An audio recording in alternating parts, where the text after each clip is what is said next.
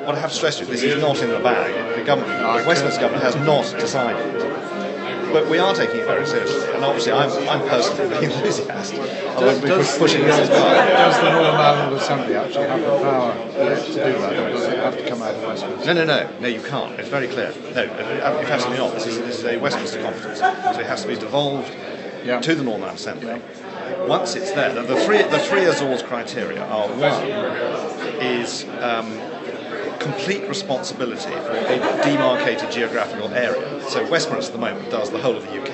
Yes. It can't give a special benefit from Westminster to Northern Ireland. It's got to devolve to Northern Ireland, and then the Northern Ireland Assembly has complete responsibility for... Right, so once it devolves to you, then you've got responsibility to do that. The second point about the Azores is, once it's done, it's over to them. It's entirely their responsibility what they do with the power. They can leave it where it is. Yes. They could reduce it by half, they could abolish it, they do whatever they want.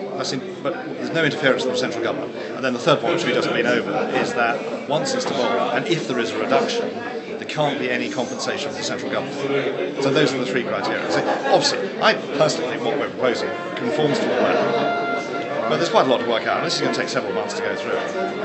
I mean, the other question, of course, given what's happened in the EU and with Cameron on Friday and the veto, what is Southern Ireland actually going to do now? Because are they going to have a referendum? Because I know they'll be looking at what the Mercosi suggestion is over the next 2 or 3 weeks. Does that mean they're actually going to have a referendum on the EU again in the south or not? Well, that depends if there is a new treaty. At the moment, it doesn't look as if there is going to be a treaty as we speak at the moment. I mean, from the point of the corporation tax, we have, I think, good neighbours. We put in a very substantial bilateral loan at this time last year, and I talked to the Chancellor at the time, and I said the only way we can guarantee we can sort of pay it back is if we help the Republic to defend themselves against other nations in the EU that don't like their corporation tax. We must defend their right to set their corporation tax, and so that they can trade out. Now, I think actually it was a very responsible thing to do, because we sell more to the Republic than we do to Brazil, China, India and Russia combined. We have a massive UK interest in having a stable, successful economy in the Republic of Ireland and a sound banking system, because the Northern Ireland banking system also is very much tied in with it. But obviously that we've done that with an open mind. That still gives us problems up here with the corporation tax rate. So where we are, I don't know. Obviously, none of us has a clue how this is going to pan out.